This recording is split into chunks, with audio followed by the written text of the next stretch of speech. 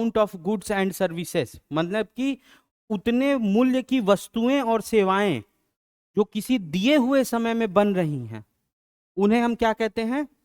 लेकिन एक पॉइंट और इसमें ऐड करना, एक पॉइंट और इसमें जो तुमको ऐड करना है वो ये रहना है कि with in a given boundary. बात समझ रहे हो ना, बाउंड्री भी बहुत जरूरी है।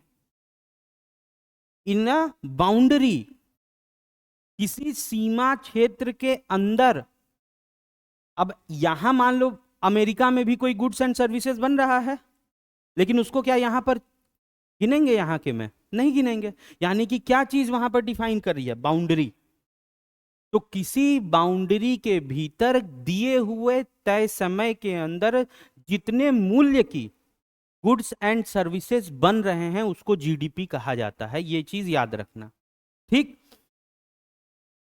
अब पैमाना क्या होगा कि उस गुड्स एंड सर्विसेज को, जो गुड्स एंड सर्विसेज बन रही हैं, उसको हम फिर नापेंगे किस में, वजन में नाप सकते हैं कि 1 किलो का सामान बना, 3 किलो का सामान बना, लेकिन वजन का कोई लेना देना है नहीं। इसलिए इसको हम नापते हैं, ये जो गुड्स एंड सर्विसेज बनेंगी इसको नापा जाता है किस टर्म में, मॉनिटरी टर्म में, यानी कि पैसे के टर्म में, मुद्रा के रूप में, कि इतनी मुद्रा के मूल्य की गुड्स एंड सर्विसेज बने हैं। समझ गए यहां तक। इसी को कैलकुलेट करने का, इसी को कैलकुलेट करने का जो फॉर्मूला हमने कल देखा था, 3 तरीके देखे थे। ठीक, वो 3 तरीके क्या थे, मैं एक बार क्विक रिवीजन दे रहा हूं। देखो, ये है क्या तुम्हारी फैक्ट्री, वहीं फर्म या फैक्ट्री, फर्म या फैक्ट्री का मतलब वही होता है। ये है तुम्हारा क्या, हाउस होल्ड। ठीक है ना, हाउस होल्ड मतलब घर, घरेलू लोग जो होते हैं वो लोग। फैक्ट्री बनाएगी क्या, गुड्स एंड सर्विसेज। ठीक, यानी कि प्रोडक्ट बनाएगी। ठीक है, इस प्रोडक्ट के बदले में ये हाउस होल्ड क्या देगा इन्हें,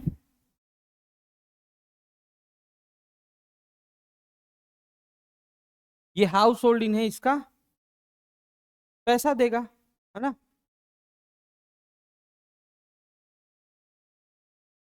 या इसे प्राइस कर देते हैं, प्राइस पे करेगा। इधर हाउस होल्ड से लोग आकर के यहां पर क्या देंगे, लेबर या सर्विस। उसके बदले में ये यहां से क्या लेंगे, पेमेंट। अब ये सेवा जो है लेबर का ही नहीं हो सकता है कि इसने अपना घर भी किराए पर दे दिया हो और बदले में क्या ले रहा है, पेमेंट ले रहा है। ठीक है ना। तो 3 तरीके मैंने पहला आपको बताया कि प्रोडक्ट, या तो उस अर्थव्यवस्था के अंदर कितनी मात्रा में प्रोडक्ट बन रहा है, हम अगर उसको जोड़ देते हैं तो हमें वहां का जीडीपी मिल जाएगा। ठीक। दूसरा, अगर हम वहां पर ये प्रोडक्ट, या तो हम पूरे प्रोडक्ट को जोड़ दें, उसका मूल्य निकल आएगा। ठीक है ना, कि इतना रुपए का सामान है। या तो हम क्या करें, दूसरा तरीका है बी वाला, कि जो हाउस होल्ड पैसा खर्च कर रहा है उसको जोड़ दें। ठीक है।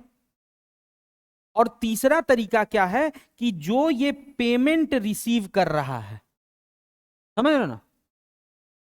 अब ये पेमेंट जो है, ये जो रिसीव कर रहा होगा, यानी इनकम कहेंगे इसे, क्या कहेंगे, इनकम। इनकम, ये 3 चीजें। तीसरी चीज तुम्हारी सी क्या हो गई, इनकम। अगर हम इन तीनों को अलग अलग जोड़ें तो अर्थव्यवस्था के अंदर कितनी मात्रा में, या अर्थव्यवस्था की एक्चुअली हैसियत कितनी है, वो हमें पता चल जाएगी। ठीक है ना, कल तीनों को हमने डिटेल में देख लिया था। ठीक है ना। एक था वैल्यू एडिशन, यानी कि मूल्य वृद्धि, जिसमें हमने देखा कि वो 50 रुपए के गेहूं को 200 में बेच रहा है, 150 की मूल्य वृद्धि कर रहा है। हम्म, वो वाला तरीका। वो तीनों कल का क्लियर था कि नहीं, जरा बता दो फिर। ये इनकम वाला कैसे निकालते हैं। Very good, very good. जो मैंने आपको बताया, जो 4 फैक्टर थे, 4 फैक्टर, 4 कारक थे जिसकी वजह से जो सोसाइटी में गुड्स एंड सर्विसेज बनते हैं, जैसे कि वेज, मजदूरी, ठीक है, इन्वेस्टमेंट, ठीक है ना। तीसरा है प्रॉफिट, प्रॉफिट, हाँ, वेज, इंटरेस्ट, इन्वेस्टमेंट नहीं, इंटरेस्ट, ठीक है ना, जो लोन लेंगे उस पर क्या देना पड़ेगा, इंटरेस्ट। तीसरा है प्रॉफिट, जो व्यक्ति दुकान खोलेगा वो चाहेगा कि क्या मिले। और चौथा है रेंट, यानी कि लगान, वह व्यक्ति जहां जिस जगह पर जमीन लेकर के और फैक्ट्री खोल रहा है उसका वो क्या देगा, किराया देगा। इन चारों को यानी कि वेज, इंटरेस्ट यानी कि मजदूरी, ब्याज, प्रॉफिट और लगान, चारों को जब हम जोड़ देंगे तो इस वाले से हमको उस अर्थव्यवस्था की जीडीपी निकल जाएगी। तीन तरीके से हमने निकाला था, ठीक। अच्छा, ये यहां तक क्लियर है चीजें। अब थोड़ा सा आगे समझ के चलना इंपॉर्टेंट है यहां से।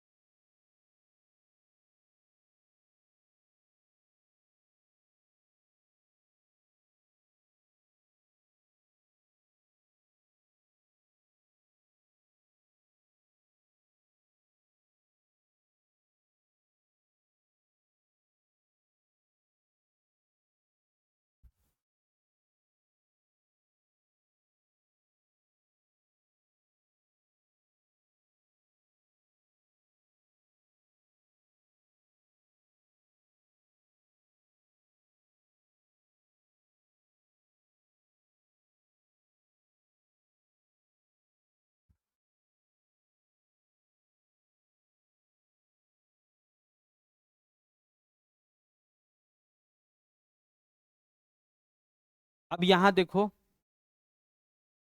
एक छोटा सा एग्जांपल इन्वेस्टमेंट वाले का जो दे रहा है, तीसरे वाले का, उसमें क्या देख रहा है, देखो, एक फर्म ए है, कंपनी ए है, दूसरी कंपनी बी है। यहां जो मजदूरी है, वहां पर फर्म ए ने 20 रुपए खर्च किया मजदूरी पे, इसने कितना किया, 60 रुपए, ठीक है। फर्म बी ने कितना किया मजदूरी पे खर्च, 60 रुपए। लाभ फर्म ए को कितने का है, फर्म बी को कितना है, 90 का। अब पूछेगा कि जीडीपी पूरे इकोनॉमी की कितनी होगी, कैसे, हाँ, नहीं फायदा नहीं, हम कौन सा मेथड देख रहे हैं, खर्च वाला ना। उसमें हम क्या करते हैं, वेज, इंटरेस्ट, प्रॉफिट और रेंट सबको क्या करते हैं, जोड़ते हैं, याद रखना, इसको कंफ्यूज मत करना। इस तरीके में फिर जीडीपी क्या होगी,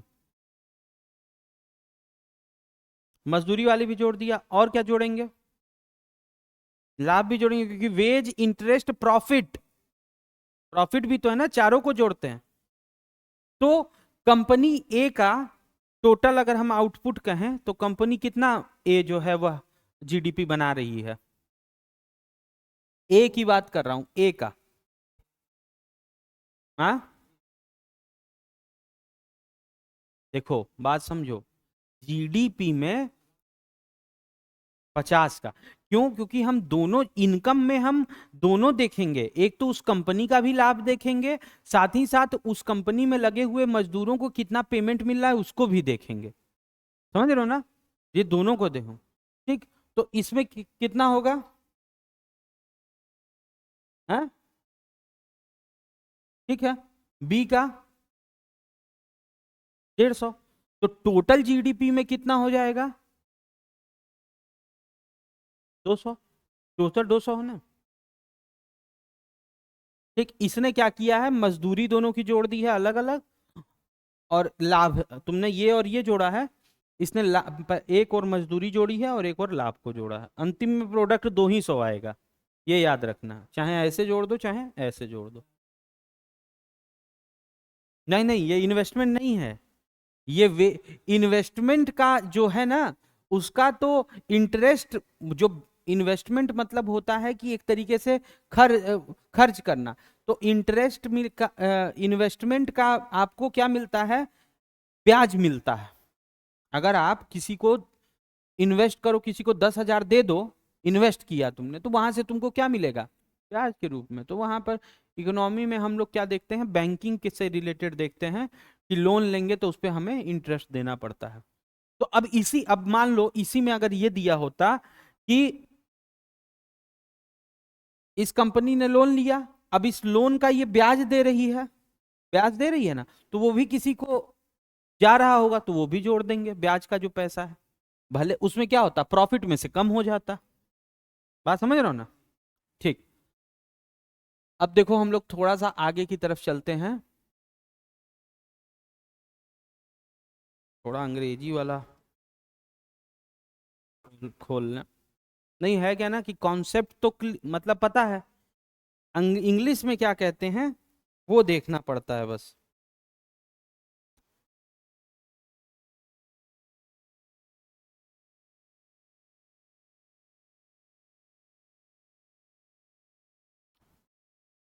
अब देखो शब्द लिख लेना, एक सकल राष्ट्रीय उत्पाद, हेडिंग डाल देना सकल राष्ट्रीय उत्पाद।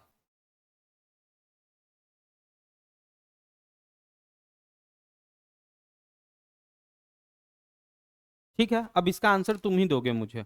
ये बताओ, सकल राष्ट्रीय उत्पाद और सकल घरेलू उत्पाद, बात समझ, अंतर समझ रहे हो ना? जीडीपी और जीएनपी, ग्रॉस नेशनल प्रोडक्ट, यानी कि सकल राष्ट्रीय उत्पाद, तुमने जो हेडिंग लिखी है। और अभी तुमने पढ़ा है सकल घरेलू उत्पाद। घरेलू उत्पाद मतलब क्या था? उसका मतलब क्या था जीडीपी में? कहाँ बन रहे हैं? पूरी हमारे बाउंड्री के, हमारी देश की बाउंड्री के भीतर। ठीक है। अच्छा, अब एक चीज मुझे बताओ,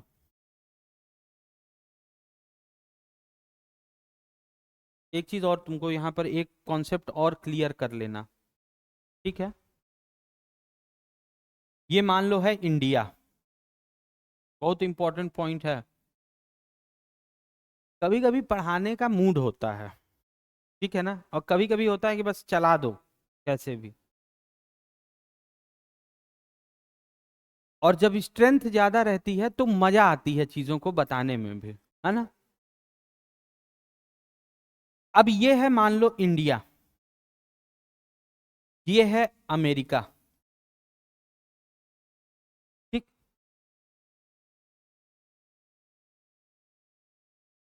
अमेरिका है। टाटा कंपनी का नाम सुने हो ना?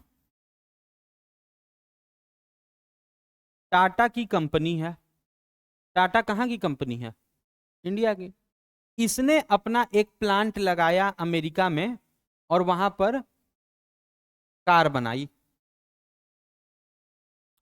कार का मूल्य था कितना? मान लो 2 लाख रुपए, 20 लाख मान लो। ठीक। अब ये टाटा ने 20 लाख रुपए की गाड़ी बनाई। अब ये इसकी जीडीपी में गिना जाएगा कि इसकी जीडीपी में गिना जाएगा? डेफिनेशन क्या है जीडीपी की? फिर से आ जाओ, जो मैंने तुमको डेफिनेशन बताई है ना, एकदम उस पे टिके रहना। जीडीपी की डेफिनेशन क्या है? वो उस जगह की। तो इसमें ये जो कार बना रही है टाटा, यह किसकी जीडीपी में गिनी जाएगी? क्यों? Very good. समझ रहे हो ना? यहां पर यह कार जो है यह किसकी बाउंड्री में बन रही है?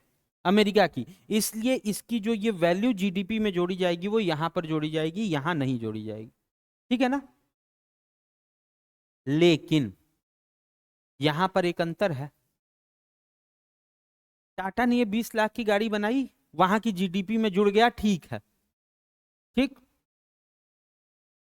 वहां की जीडीपी में जुड़ गया, लेकिन इस 20 लाख में से 2 लाख रुपए टाटा का प्रॉफिट भी तो होगा।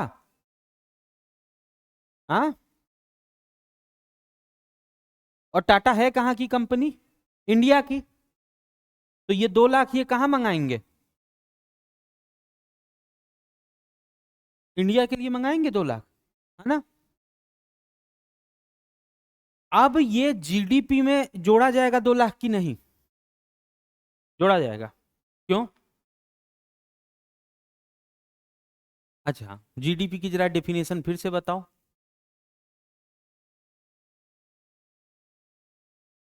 तो यहाँ क्या ये सामान बना है यहाँ? तो जब मूल्य है ही नहीं तो ये 2 लाख कैसे जोड़ रहे हो फिर उसमें? प्रोडक्ट जो है, जो जो प्रोडक्ट बाउंड्री के भीतर बन रहा है उसकी वैल्यू को जोड़ते हैं। यहां कोई प्रोडक्ट बना? नहीं बना। ये पैसा कहां से आया? अमेरिका से। तो कोई चीज तो यहां बनी नहीं, और ये पैसा 2 लाख बाहर से आ गया हमारे पास।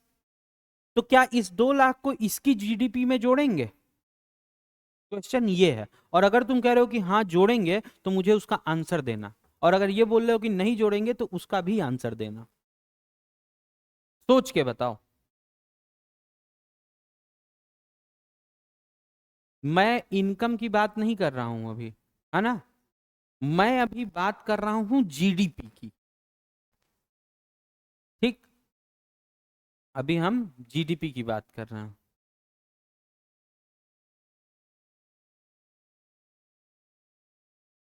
जीडीपी में हम किस चीज की वैल्यू को जोड़ते हैं?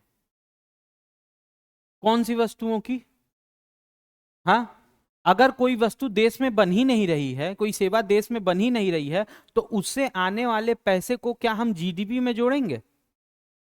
नहीं जोड़ेंगे। क्यों? क्योंकि वो बनी ही नहीं वस्तु।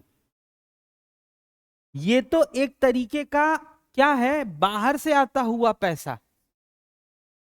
तो कहोगे फिर तब सर इसको क्या कहेंगे? क्योंकि मान लो अगर इंडिया की जीडीपी, मतलब इंडिया के अंदर जीडीपी, मतलब इसके अंदर जो वस्तुएं प्रोड्यूस हुई उसकी वैल्यू मान लो उसकी वैल्यू थी 50 लाख। सबको जोड़ दिया, बिस्किट चाय संतरा जो कुछ भी बन रहा था सब कुछ जोड़ दिया, और कितना आया? 50 लाख। और यहां से और कितना आ गया? 2 लाख। तो कहे सर तब तो भारत की जो अर्थव्यवस्था है उसके अंदर 52 लाख रुपए हो गया, है ना। तब तो जीडीपी ये होनी चाहिए 52 लाख। तो क्यों नहीं फिर ये 2 लाख आप जोड़ रहे हैं? तो 2 लाख हम इसलिए नहीं जोड़ रहे हैं क्योंकि वो वस्तु 2 लाख की यहां बनी ही नहीं है, तो जीडीपी 52 लाख नहीं होगी। तब वही कहा गया, जब बात आएगी कि 2 लाख की, तब वहां पर कॉन्सेप्ट आता है सकल राष्ट्रीय उत्पाद। क्या कहेंगे? तो सकल राष्ट्रीय उत्पाद का फार्मूला होता है सकल घरेलू उत्पाद प्लस शेष विश्व में नियुक्त उत्पादन के घरेलू कारकों द्वारा अर्जित कारक या आय। अभी माइनस छोड़ दो, समझ रहे हो? बात समझे ना। तो यानी कि जो विदेश से पैसा आ रहा है, अब हम एक स्टेप और आगे बढ़ जाते हैं। मान लो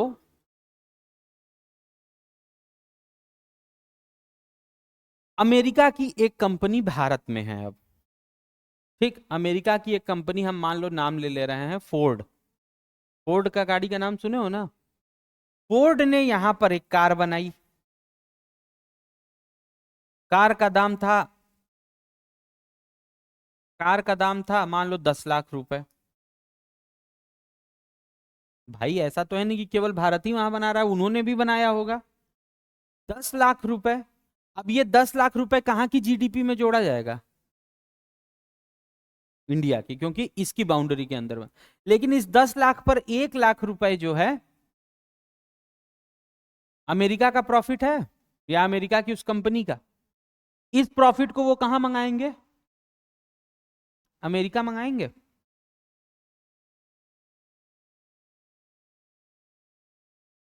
ठीक, मंगाएंगे। अब ये बताओ कुल फायदा या कुल नुकसान भारत के लिए कितने का हुआ है आने जाने का लेकर के? बताओ। 1 लाख का। क्यों? क्योंकि 2 लाख इधर से तो चलो आया, लेकिन 1 लाख इधर से गया। यानी कि जो पैसा प्रॉफिट बाहर की तरफ लेके जा रहे हैं वो माइनस हो जाएगा। तो जब हम लोग सकल घरेलू उत्पाद तो पढ़ लिए, लेकिन जब हम लोग सकल राष्ट्रीय उत्पाद निकालना होगा तो वहां पर हम लोग क्या कहेंगे, सकल घरेलू उत्पाद प्लस बाहर से आने वाला पैसा प्लस यहां से बाहर जाने वाला पैसा, सॉरी माइनस, है ना। अब इसको हम लोग क्या करेंगे, नेट रखते हैं। नेट, नेट का मतलब यह है कि दिस माइनस दिस। तो हम सीधे लिख सकते हैं क्या, देखना बात समझना, जीएनपी यानी सकल राष्ट्रीय उत्पाद is equals to GDP.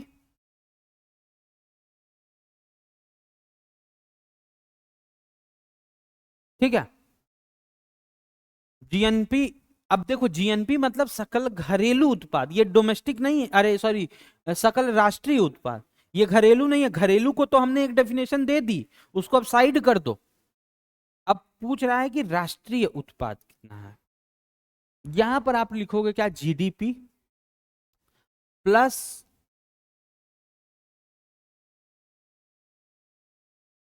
Plus minus, बात समझना, मेरा ये फॉर्मूला है, plus minus net,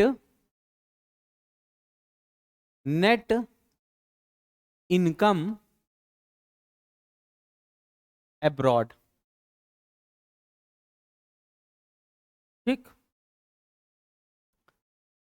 plus minus. अब प्लस माइनस मैंने क्यों लगाया कि यहां तो हमने देखा कि 2 लाख का यहां पर भारत आ रहा है और 1 लाख जा रहा है, तो यहां पर हम लिखेंगे कितना, नेट कितना आएगा, 1 लाख। लेकिन एक भारत की तरफ आ रहा है तो इसलिए हम यहां पर क्या कर देंगे, प्लस 1 लाख, क्योंकि भारत की तरफ आ रहा।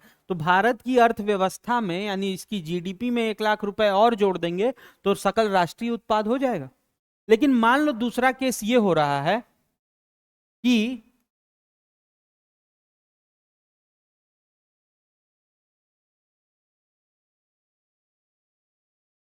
मान लो दूसरा केस ये हो गया, तो अब कितना है, नहीं माइनस नहीं, अभी तुम मुझे जो पूछ रहा हूं वो बताओ, 2। तो ये 2 लाख जो है ये भारत से जा रहा है कि आ रहा है, तो यहां पर जीडीपी -2 लाख कर देंगे। बात समझ गए ना। तो जीएनपी यानी कि सकल राष्ट्रीय उत्पाद, फार्मूला लिख लो, सकल राष्ट्रीय उत्पाद देख के लिख लो क्या होता है।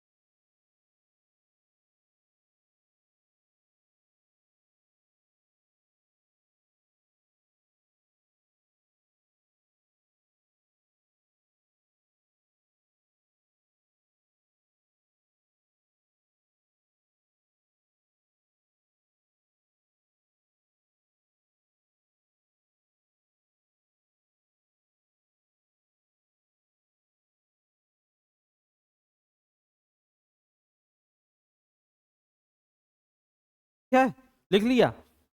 अब ये मतलब समझ गए हो ना ये क्या होता है।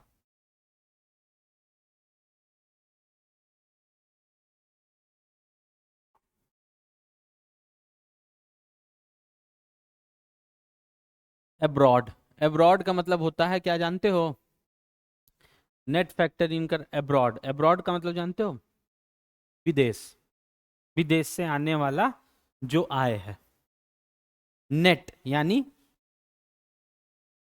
सकल, ठीक है ना, नहीं सकल नहीं, नकल क्या कहते हैं उसको, ग्रॉस को तो कहते हैं सकल और दूसरे को क्या कहते हैं, निकल। वो निकल है इनकम, निकल आय जो कि हमें कहाँ से निकल आए।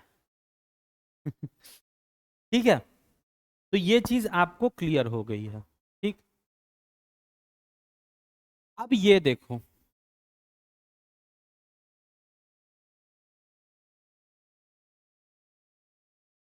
अब आता है नीचे लिखो, नेट नेशनल प्रोडक्ट या निवल होता है, निकल नहीं होता है। लिखो निवल राष्ट्रीय उत्पाद।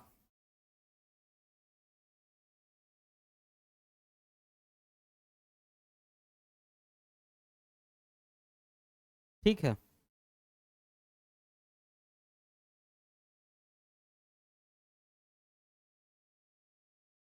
लिख लिया।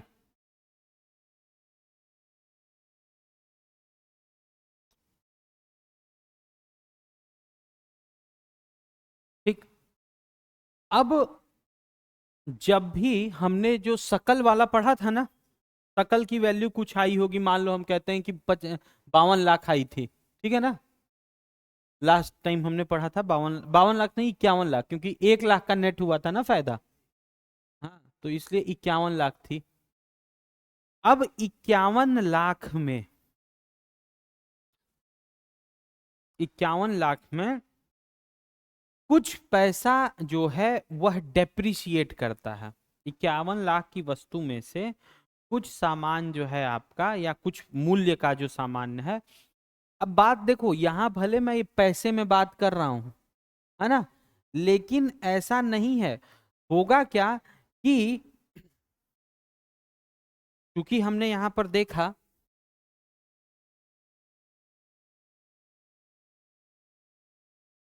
इसमें सकल राष्ट्रीय उत्पाद भी है ना, सॉरी, कहाँ गया, जो ग्रॉस नेशनल प्रोडक्ट, सकल राष्ट्रीय उत्पाद जो था, उसमें जीडीपी भी था, है ना। और ऐसा हो सकता है कि समय के साथ, है ना, जो हमने सकल राष्ट्रीय उत्पाद की वैल्यू निकाली है, उसमें 1 साल के दौरान कुछ वैल्यू में डेप्रिसिएशन आए। डेप्रिसिएशन मतलब कि कुछ वस्तु हो सकता है खराब हो जाए, ठीक है, या कोई चीज डिफॉल्टेड निकल गई। बात समझ रहे हो ना, कोई चीज हमने बनाया, मान लो 50,000 का हमने फोन बनाया, और वह 50,000 का फोन खराब हो गया। और 50,000 के मान लो मैंने 10 फोन बनाए थे, तो 5 लाख, है ना। और एक फोन उसमें से खराब हो गया, तो जो ग्रॉस नेशनल प्रोडक्ट था, यानी सकल घरेलू उत्पाद, राष्ट्रीय उत्पाद जो था, उसमें तो मान लो कि हमने 5 लाख का फोन जोड़ दिया, लेकिन 50,000 का फोन उसमें से खराब भी निकल गया। बात समझ रहे हो ना।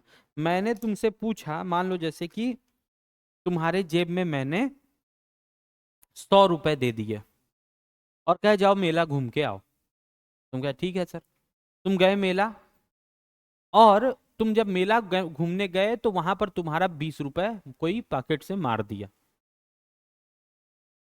अब तुम लौट के आए, मैंने तुमसे पूछा कि कितना रुपए तुम लेकर के मेला गए थे, तो तुम क्या बताओगे? 100 रुपए। तुम आए और मैंने पूछा कि हाँ भाई घूम लिए मेला, तुमने कहा हाँ सर घूम लिए मेला, अब सब पैसा खर्चा, क्या हाँ सर सब पैसा खर्चा हो गया। मुझे कितना पैसा लेके तुम गए थे, तो तुम कहोगे 100 रुपए। ठीक, तो वो जो 100 रुपए तुम बता रहे हो, वो है तुम्हारा सकल राष्ट्रीय उत्पाद, यानी ग्रॉस नेशनल प्रोडक्ट। अब मैंने तुमसे पूछा क्या कि अच्छा 100 रुपए लेकर के गए थे, तो फिर 100 रुपए खर्चा कर दिया। कहा नहीं सर, खर्चा तो 80 किए, 20 रुपए तो गायब हो गया, खराब निकल गया 20 रुपए, या 20 रुपए की नोट जो थी वो नहीं चली, कुछ भी हुआ, है ना, 20 रुपए की नोट नहीं।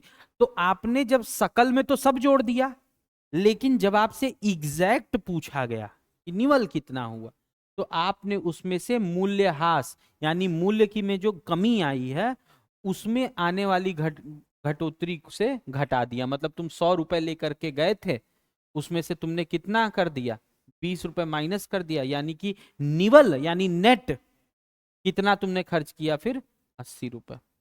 तो ये होता है निवल राष्ट्र। तो निवल राष्ट्रीय उत्पाद का लिख दो, सकल राष्ट्रीय उत्पाद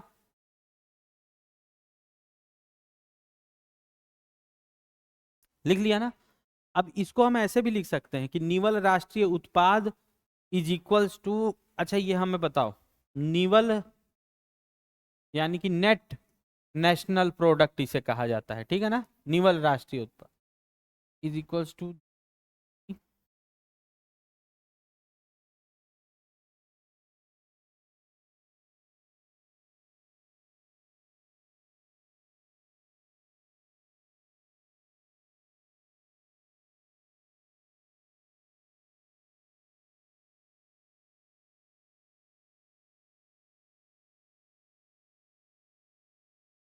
डेप्रिशिएशन का हिंदी में क्या होता है?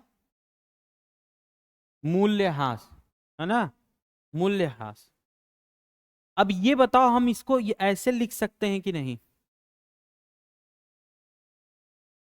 GNNP यानी निवल राष्ट्रीय उत्पाद इज इक्वल टू, क्यों लिख सकते हैं? नहीं नहीं, हमने क्या किया, सकल राष्ट्रीय उत्पाद को का फॉर्मूला हमने ये लिखा था ना, है ना, तो वो जो फॉर्मूला तुमने ऊपर रखा था उसी फॉर्मूले को उठा करके हमने यहाँ पर रख दिया, ठीक है ना, और बाकी सारी चीजें सेम। तो ये तो क्वेश्चन में तुमसे ऐसे घुमा करके अगर कभी निकालने को ऐसे, हालांकि आता नहीं है, लेकिन तुम इस तरीके से भी उसकी वैल्यू वहां पर पुट कर सकते हो जो मैथ में हम लोग करते हैं।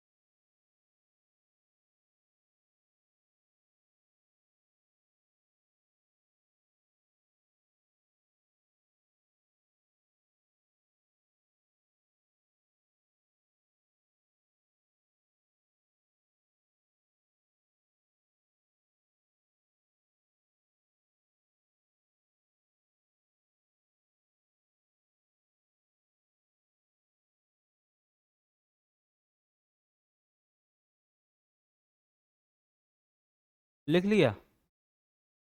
ठीक। तो निवल राष्ट्रीय उत्पाद का फॉर्मूला होता है सकल राष्ट्रीय उत्पाद माइनस मूल्यह्रास। ये चीज याद रखना कि कहीं पर भी अगर आपसे नेट पूछे, नेट यानी निवल, तो बस तुरंत ओरिजिनल में से मूल्यह्रास को माइनस करना है, ठीक है ना, यानी सकल में से मूल्यह्रास, मूल्यह्रास ही पढ़ेंगे ना इसे, यानी डेप्रिशिएशन को हम लोग ग्रॉस में से डेप्रिशिएशन को माइनस करते हैं तो नेट आता है। हाँ। हम्म। हम्म। सकल राष्ट्रीय उत्पाद कैलकुलेट किया जाता है, हाँ, जारी भी होता है, मतलब देखिए अर्थव्यवस्था आपकी कितनी मजबूत है। अच्छा एक चीज मुझे बताओ, तुम्हारी इनकम खुद की मान लो 50,000 रुपए है, ठीक है, और मान लो तुम्हारे कोई भैया हो, बुआ के लड़के, चाचा के लड़के, बड़े पिताजी के लड़के, वो भी अच्छी खासी नौकरी कर रहे हैं, तुम 50 लाख की कर रहे हो और वो 5 करोड़ की नौकरी कर रहे हैं, मान लो, ठीक है, तो वो क्या करते हैं कि हर महीने तुमको 20,000 रुपए खुशी खुशी देते हैं। बात समझ रहे हो ना? तुम्हारे उसी प्रकार तुम्हारे और कोई रिश्तेदार हैं, वो भी तुमको 10,000 रुपया महीना खुशी खुशी दे रहे हैं, ठीक है ना, तो तुम्हारी महीने की ग्रास इनकम कितनी है? सकल 50,000 तुम्हारी, 30,000 उनकी, किसने कितनी हुई? 80,000। लेकिन तुम ये बताओ कि अगर मुझे, तो ठीक है चलो हमने ये कह दिया कि 30,000 80,000 रुपए तुम्हारा महीने का कमाई है, लेकिन ये मुझे बताओ कि अगर तुम्हारी मजबूती देखनी हो कि तुम कितने मजबूत हो, तो उसको तुम्हारी आय से जोड़ करके देखना ज्यादा सही है कि भैया लोगों की आय से जोड़ करके देखना ज्यादा सही है? तुम्हारी आय से क्यों? क्योंकि वो तो खुशी खुशी दे रहे हैं, कल को बंद कर दिए। बात समझ रहे हो ना? तो भले ऐसे जब जीएनपी जो है, जो ग्रॉस नेशनल प्रोडक्ट है, ये हम लोग निकाल लेते हैं, लेकिन आपकी अर्थव्यवस्था कितनी मजबूत है वह आपके जीडीपी से ही पता चलेगा, क्योंकि यही मूल्य आप अपने यहाँ पैदा कर रहे हैं। हाँ, समझ गए ना? ठीक, आगे बढ़ते हैं।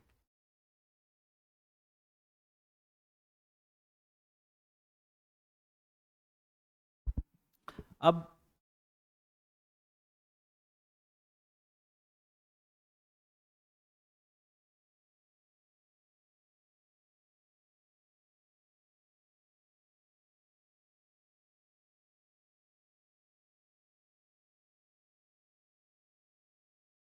तो नेट नेशनल प्रोडक्ट यानी निवल राष्ट्रीय उत्पाद हमने पढ़ लिया।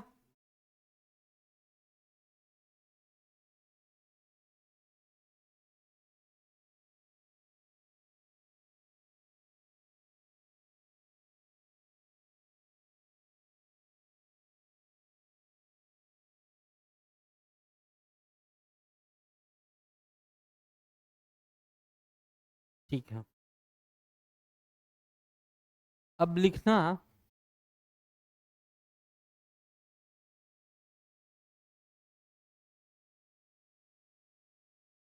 अब लिखना नेशनल इनकम।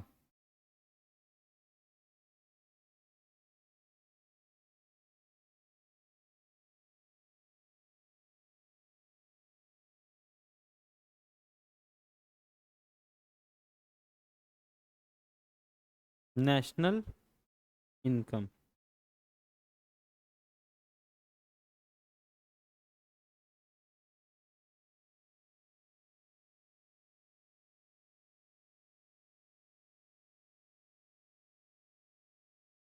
ठीक है,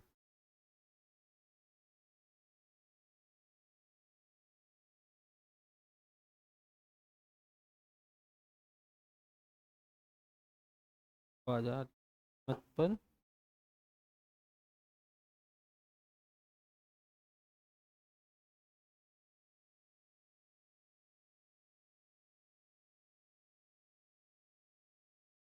एक तो ये हिंदी में ना थोड़ा सा उल्टा इधर उधर भी लिख देते हैं ये।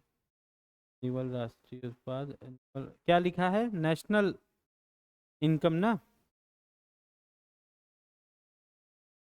निवल उत्पाद में उत्पादन शामिल करने की आवश्यकता है, ऐसा करने हाँ, हमें बाजार।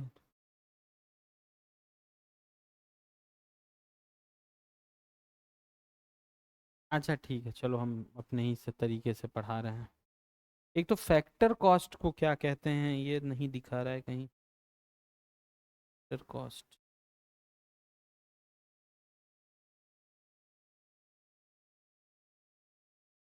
फैक्टर कॉस्ट को हिंदी में क्या कहते हैं?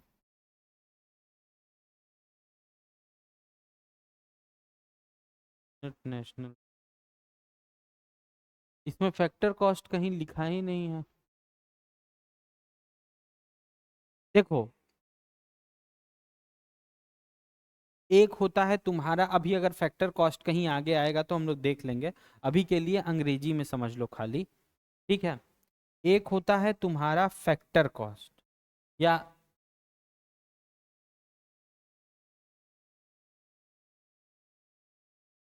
ठीक है, या फैक्टर कॉस्ट कहो इसे, या फैक्टर प्राइस कहो। ठीक, और दूसरा होता है मार्केट प्राइस। मार्केट प्राइस, ठीक है। फैक्टर कॉस्ट का मतलब होता है कि एक, ये मान लो जैसे एक तुम्हारा, एक समझ लो ना, फैक्टर प्राइस या फैक्टर कॉस्ट, और दूसरा है बाजार, बाजार वाला दिया है बाजार कीमत या मार्केट प्राइस, ये दो होते हैं। फैक्टर कॉस्ट या फैक्टर प्राइस भी इसे हम कह सकते हैं। तो इसमें परेशान होने की जरूरत, देखो फैक्टर और मार्केट में अंतर क्या होता है ये बताओ मुझे।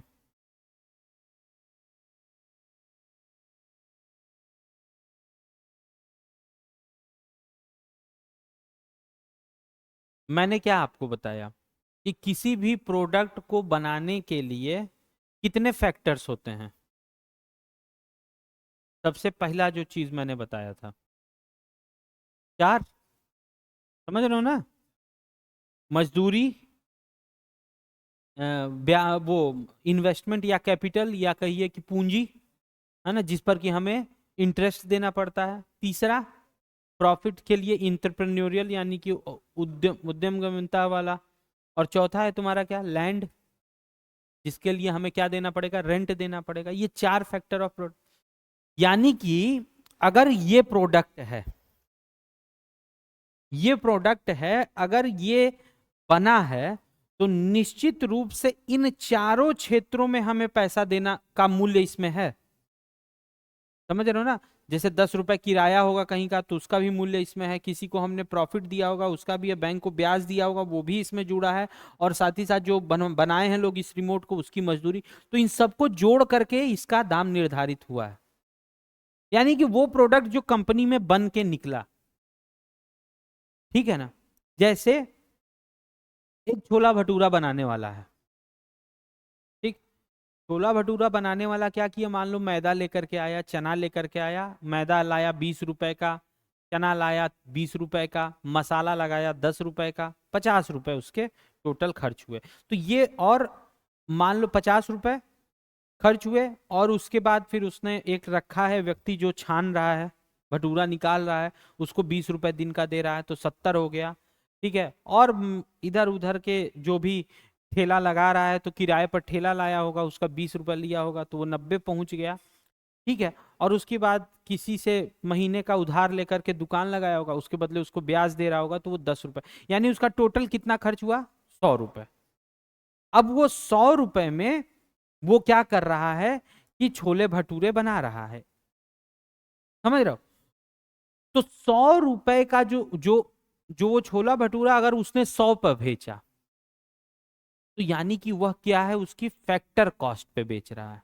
इसमें उसका कोई प्रॉफिट नहीं है। इतना तो लागत लगेगी ही लगेगी, वो होता है उसका फैक्टर कॉस्ट। ठीक है ना? जो कि चारों फैक्टर ऑफ प्रोडक्शन को जोड़े हैं, तो जो वैल्यू निकल के आ रही है उसे हम क्या कहते हैं, फैक्टर कॉस्ट कहते हैं। ठीक है। अच्छा, दूसरा,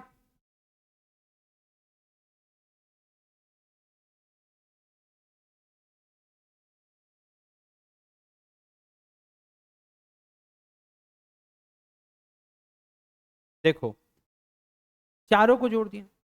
अब कभी कभी क्या होता है कि जो आपकी, अभी देखना, एग्जाम्पल समझना। मान लो तुम्हारी कंपनी है कोई,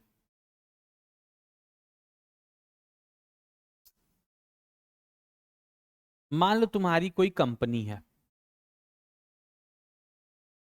ये बना रही है क्या, ये बना रही है सिगरेट। क्या बना रही है, सिगरेट बना रही है। ठीक। अब ये बताओ कि अगर तुम्हारी कंपनी सिगरेट बना रही है, तो कॉमन सेंस लगा करके मुझे बताना, इस पर सरकार टैक्स लगाएगी कि सब्सिडी देगी? सब्सिडी नहीं देगी। क्यों? हम्म। तो इस पे सरकार कुछ टैक्स लगाएगी।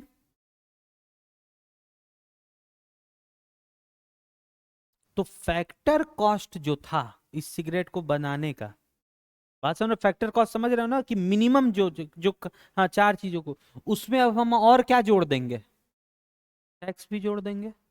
तो फैक्टर कॉस्ट उसकी बढ़ गई ना, बढ़ गई। अच्छा, ये तो सिगरेट के केस में था। लेकिन कई कई क्षेत्र के उद्योग ऐसे होते हैं, जैसे मान लो तुमने बनाया क्या, तुमने बनाया सोलर पैनल। एक कंपनी बनाई जो कि क्या बनाती है, सोलर पैनल। अच्छा, ये एक और चीज यहाँ लिख दे रहे हैं। मान लो कि यहाँ पर 100 रुपए की तुमने फैक्टर कॉस्ट पे सिगरेट बनाई, और सरकार ने जो है उस पे 25% टैक्स लगा दिया, तो टोटल 125 हो गया। तो अब पहले फैक्टर कॉस्ट थी 100, अब कितनी हो गई? 125। अब दूसरा केस एग्जांपल ले रहे हैं, एक कंपनी, ये कंपनी ए थी, ये अब कंपनी बी है, ठीक है। बी क्या बना रही है? Solar panel. इसकी भी कॉस्ट जो है वह कितनी पड़ रही है? मान लो एग्जांपल 100 रुपए। लेकिन तुम्हें पता है कि सोलर पैनल पे क्या मिलता है? सब्सिडी मिलती है। सरकार ने इस पर 25% का क्या कर दिया? तुमको सब्सिडी दे दिया, यानी कि 25 रुपए तुम्हारे खाते में वापस कर दिया। अब इसकी फैक्टर कॉस्ट क्या हुई? तो यानी कि इसकी फैक्टर कॉस्ट घट गई। तो किसी भी वस्तु का जो फैक्टर कॉस्ट होता है ना, उसको हम हम जब लिखेंगे तो हम लिखेंगे कि, मान लो लिखेंगे बी की वैल्यू, मान लो कोई कोई कंपनी, अब इन्हीं में से कोई, कि बी का प्राइस, प्रोडक्ट बी का price at factory cost, sorry, product B का प्राइस जो होगा वह कितना होगा? वह होगा उसका, बी का जो प्राइस होगा, प्राइस, वह क्या होगा? फैक्टर कॉस्ट, हाँ, प्लस टैक्स, है ना, या तो माइनस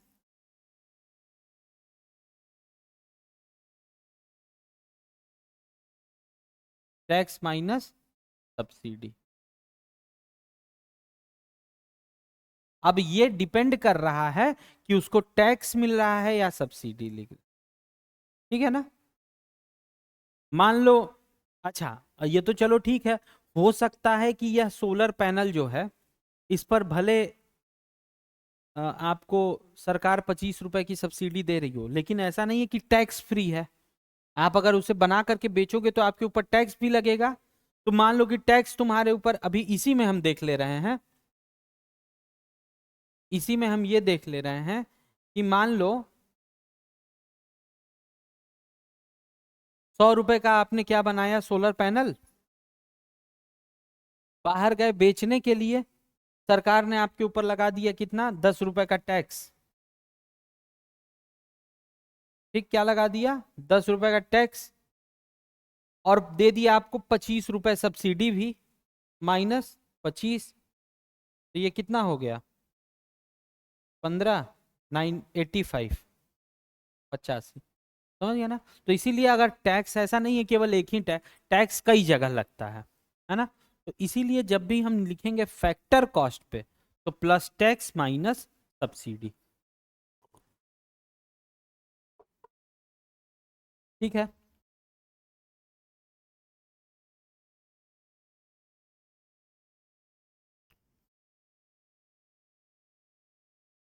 अब एक चीज और लिख लेना, पर्सनल इनकम। हम्म,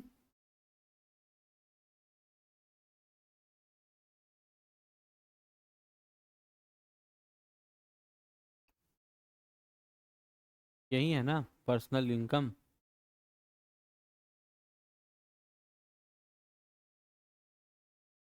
कौन सा है? हाँ,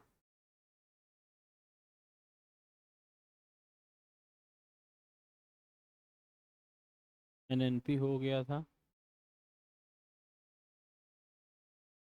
तो ये एनएनपी का फॉर्मूला है, नेशनल इनकम, राष्ट्रीय आय हो गया है। ये फॉर्मूला लिख लेना, अगर जब किताब है ना तुम्हारे पास, अभी मेरी क्लास के बाद ये फॉर्मूला इसी में से देख के लिख लेना, ये वाला निकल, ये वाला, ठीक है ना।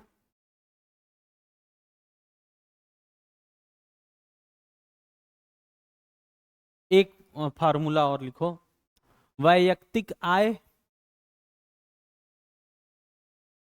हाँ,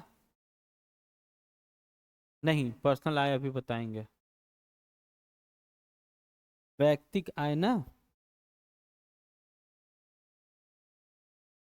हाँ ये पर्सनल इनकम है यही, हाँ ना, वैयक्तिक आय पर्सनल इनकम, ठीक है। इसका फॉर्मूला लिख लेना,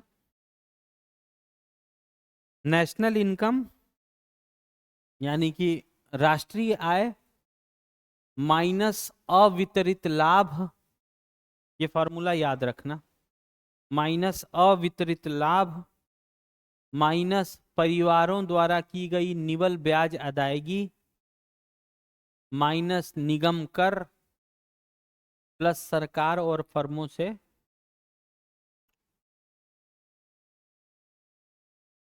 हम्म,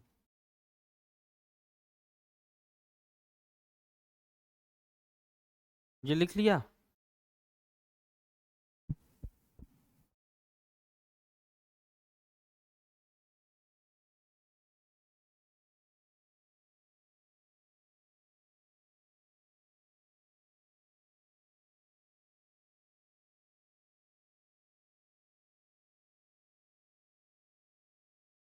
लिख लिया ना। अब दूसरी हेडिंग डालो, वैयक्तिक प्रयोज्य आय, वैयक्तिक प्रयोज्य आय,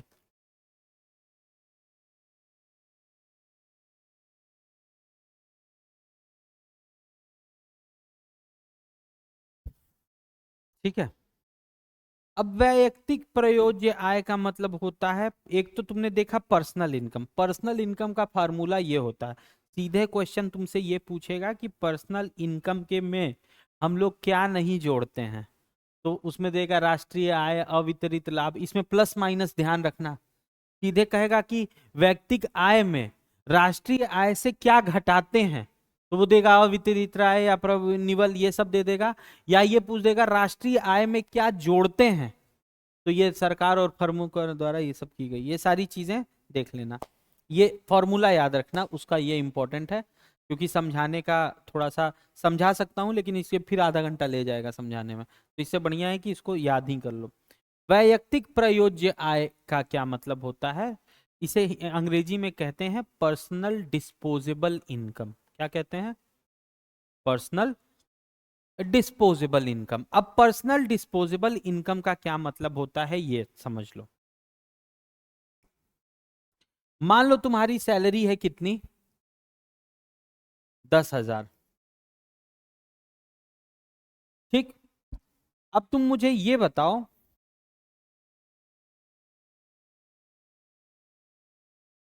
कि 10,000 की सैलरी में कितना पैसा है जो कि तुम खर्च कर सकते हो अपने ऊपर, तो वो क्या होगा, वो कैसे देखो, तो 10,000 पे क्या ही टैक्स लगेगा, लेकिन एक बात कह रहे हैं, जैसे मान लो ये 1 लाख है, ठीक है। अब देखो होता क्या है, 1 लाख रुपए में जो तुम्हारी सैलरी है, पहली बात तो क्या इसमें से टैक्स कटेगा, कटेगा ना, क्या कटेगा, टैक्स कटेगा, ठीक। फिर तुम गाड़ी लेकर के निकले घर से और रास्ते में तुम्हारा चालान कट गया 2,000 का, फिर तुम जिस रास्ते से अपने ऑफिस जा रहे हो उस रास्ते में एक टोल टैक्स पड़ता हो, क्या पता, तो वो टोल कटेगा, तो उसको हम लोग कहते हैं नॉन टैक्स। मतलब ये जो पैसा खर्चा हो रहा है ये टैक्स वाला नहीं है, ये क्या है, नॉन टैक्स वाला है, ये टैक्स वाला नहीं है, बगैर टैक्स का पैसा है। अब फाइन जो लग रहा है वो टैक्स थोड़ी है ना, या जो तुम टोल टैक्स दे रहे हो वो शुल्क तुम्हारा टैक्स, ये इनकम टैक्स थोड़ी है ना, वो तो अलग पैसा आप दे रहे हो सेवा यूज करने के लिए।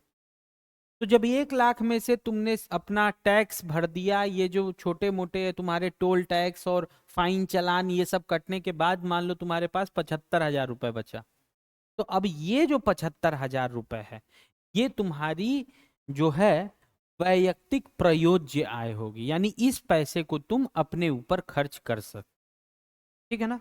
तो ये है पर्सनल डिस्पोजेबल इनकम या वैयक्तिक प्रयोज्य आय का मतलब ये होता है कि आप कितना पैसा अपनी तनख्वाह में से अपने ऊपर खर्चा कर सकते। समझ गया? फार्मूला लिख लो फिर।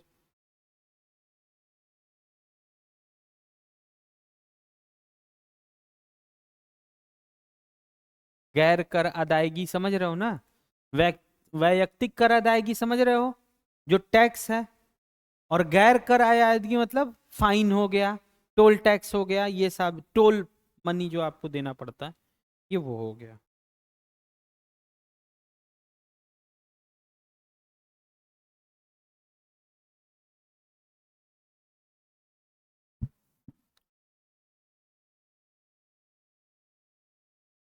ठीक है, ये सब फॉर्मूले याद रखना। क्या हुआ? जल्दी लिख।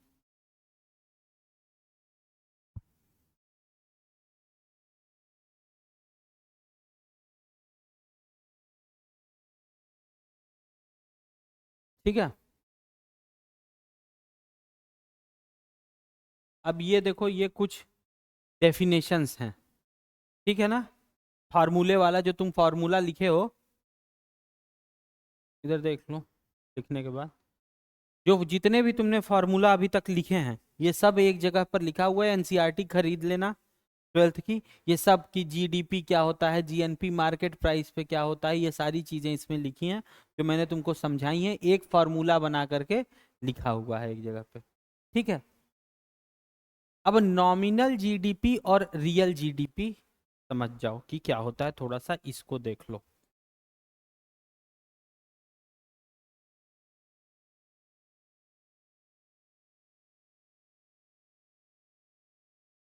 अब एक होता है देखो,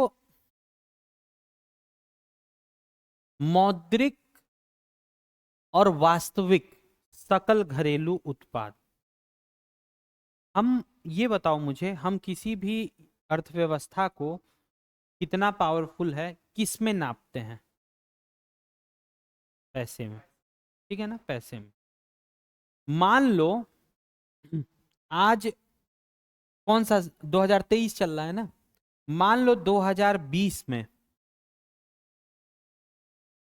2020 में, 2020 में, मान लो, एक तो ये बोर्ड से मैं एकदम इतना परेशान हो गया हूं। 2020 में बेटा ये समझो कि गेहूं केवल भारत में पैदा हो रहा है, ठीक? और गेहूं का 100 किलो पैदा हुआ, कितना हुआ पैदा? 100 केजी।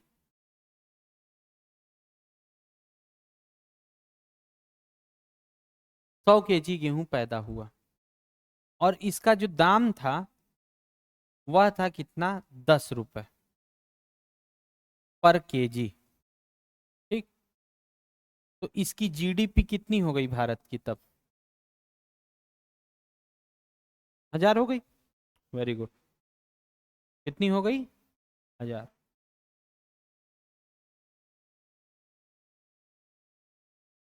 अब देख लो एक दूसरा केस।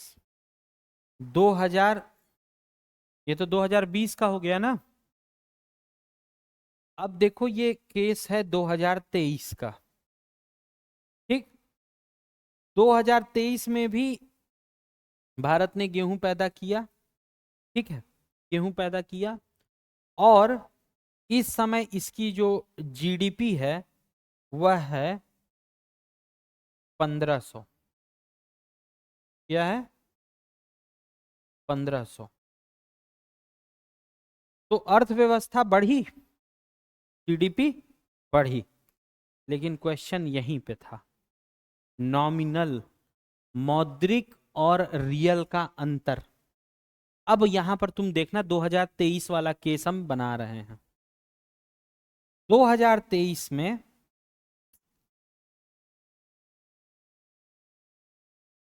2023 वाला केस बना रहे हैं, ये तो हमने ऐसे सिंपल लिख दिया। अब देखना 2023 वाला केस, 2023 वाला केस। 2023 में भी गेहूं पैदा हुआ। मैंने क्या किया, गेहूं असल में जो पैदा हुआ वो कितना हुआ था? वह हुआ था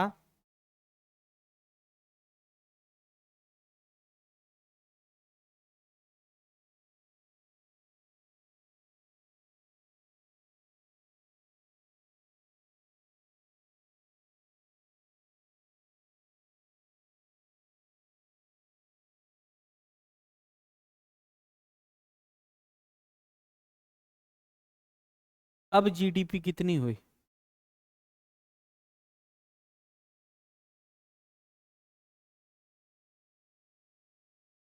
अंतर क्या आया? मूल्य में वृद्धि।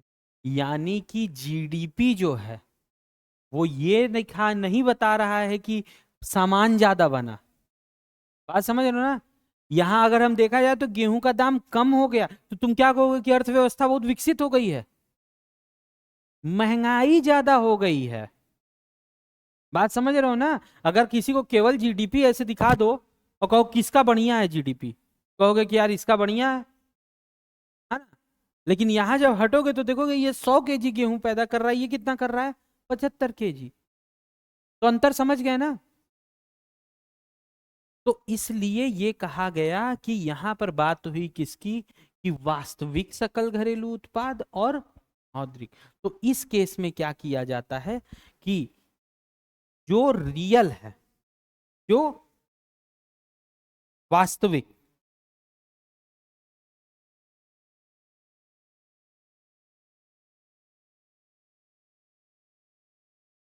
वास्तविक को कैलकुलेट करने के लिए हम लोग क्या करते हैं कि तो ये वाला जो है ना, ये अगर मैं आज जीडीपी पूछूं कि आज जीडीपी कितनी है, तो जिस तरीके पे तुम बताओगे वो होगा तुम्हारा क्या कि तुम वस्तु को लोगे और दाम को लोगे, जोड़ दोगे, मल्टीप्लाई कर दोगे और जीडीपी निकाल दोगे, है ना? ये अगर प्रेजेंट में तुमसे तुरंत पूछा जाए तो।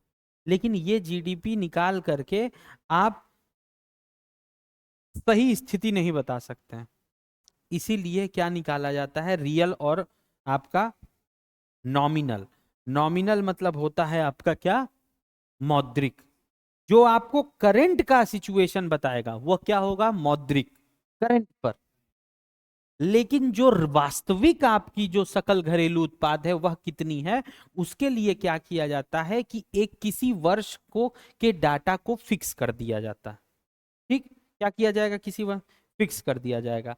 अब 2020 के मान लो डाटा को हमने क्या किया? फिक्स कर दिया। ठीक है। अब जब हमने 2020 के डाटा को जब हमने फिक्स कर दिया तो यहां पर हम क्या देखेंगे कि 2020 में कितना था दाम? नहीं, दाम कितना था गेहूं का? 10 रुपए। इसी दाम को भले मार्केट में आज 20 रुपए चल रहा है, लेकिन जब हम वास्तविक घरेलू उत्पाद निकाल रहे होंगे तो यहां पर हम लोग क्या करेंगे? वो जो ईयर सेट किए हैं उसे बेस ईयर कहा जाता है, ठीक है ना?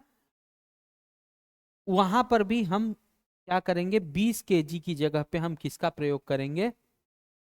10, यानी 2020 वाले ही दाम को लिखेंगे, 2023 वाला दाम नहीं लिखेंगे। तो 10 रुपीज कितना लिखेंगे? 10।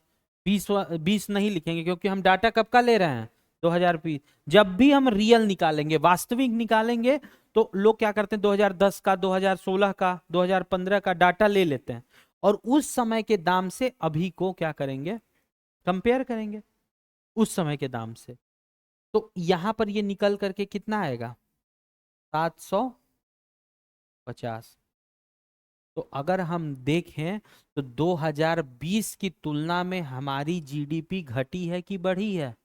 घट गई है। समझ रहे हो ना? तो रियल बात समझ रहे हो ना? अगर हम इसके हिसाब से चलेंगे तब तो बढ़ गई, लेकिन वास्तविक रूप में वो तो महंगाई बढ़ी है, वस्तु थोड़ी बढ़ा है। वस्तु बढ़ा है कि नहीं ये देखने के लिए हम क्या करते हैं? जो बेस ईयर लेते हैं उसके दाम को यहां पर रखते हैं। अब ये सरकार तय करती है कि बेस ईयर कौन सा लेना है, सरकार तय करती है ये। ठीक है। वो उन्होंने क्या किया? 2020 वाला रेट ले लिया। मान लो उन्होंने कहा कि हम 2020 को बेस बनाएंगे जीडीपी देखने के लिए। भाई तुलना करेंगे ना, तो हमने 2020 से तुलना करेंगे कि बढ़ी है कि नहीं बढ़ी है। या मान लो 2014 में मोदी जी आए हैं, तो अब 2014 से आज तक जीडीपी बढ़ी है कि घटी है यह देखने का अब महंगाई भी बढ़ी है, तो कायदे से तो फिर मोदी जी का ये वाला सिचुएशन सेट हो जाए कि भाई 5 ट्रिलियन और महंगाई बम्पर।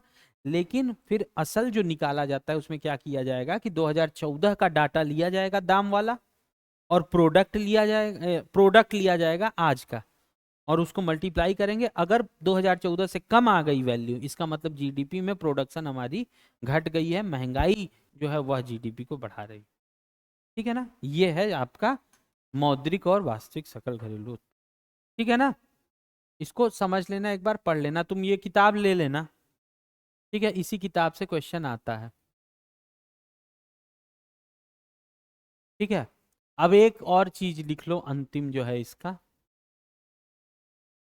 कहाँ आ गया,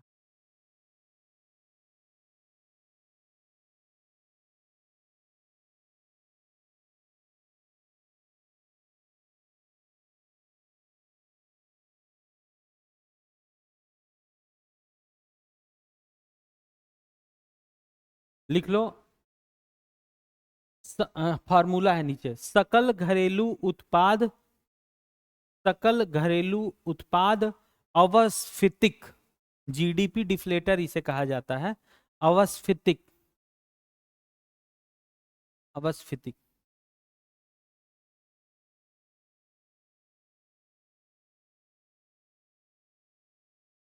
बराबर करके लिखना,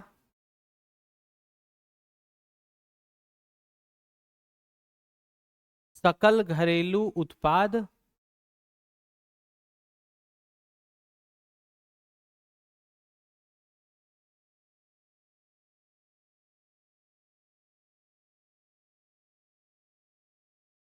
सकल घरेलू उत्पाद, देखो, मौद्रिक सकल घरेलू वास्तविक सकल घरेलू उत्पाद के अनुपात में हमें यह ज्ञात होता है कि कीमत आधार वर्ष की तुलना में कितनी वृद्धि हुई है, कीमत की कितनी वृद्धि हुई है ये हमें पता चल गया। चालू वर्ष के वास्तविक और मौद्रिक सकल घरेलू उत्पाद की गणना में उत्पादन का परिणाम स्थिर था, तो यहां लिखना मौद अवस्थ लिखना मौद्रिक सकल घरेलू उत्पाद,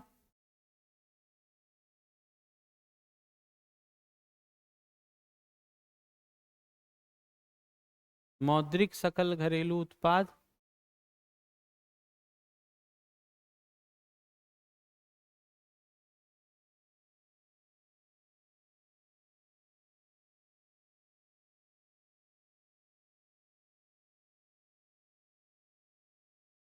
बटे वास्तविक सकल घरेलू उत्पाद। ठीक, तो अब ये वाला देखो, इस फार्मूले पे रखें अगर हम, ठीक है ना, तो ये अगर तुमसे पूछा जाए जीडीपी डिफ्लेटर, ये जो तुमने लिखा है इसका काम क्या होता है, तो भारत में महंगाई का क्या लेवल बढ़ा है इसको जानने के लिए ये जीडीपी डिफ्लेटर का यूज किया जाता है। इसमें क्या कह रहा है तुमसे, ऊपर क्या लिखने को कहा है, हैं? मौद्रिक, मौद्रिक, तो मौद्रिक हमने निकाला, कितना निकला था, 1500, ठीक, और नीचे क्या है, रियल, रियल हमने निकाला कितना आया था,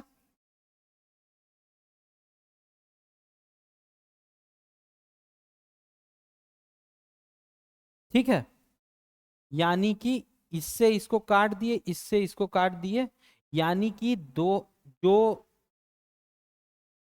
हाँ? यानी कि महंगाई 2020 की तुलना में दुगनी हो गई है।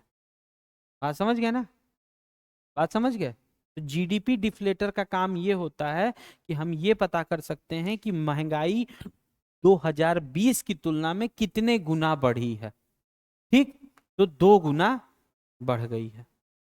अगर इसको परसेंटेज में बताना होगा तो इसको हम फिर इंटू 100 कर देंगे, तो यानी महंगाई जो है वह 2020 की तुलना में 200% बढ़ गई है। समझ गया ना, ठीक, तो ये है आपका ये चैप्टर खत्म। इसके बाद है नेक्स्ट चैप्टर, कौन सा है नेक्स्ट चैप्टर, नेक्स्ट क्लास में हम लोग देखेंगे। यहां तक क्लियर है चीजें ना एकदम। तो क्वेश्चन अगर पूछेगा कि जीडीपी डिफ्लेटर का यूज क्या है,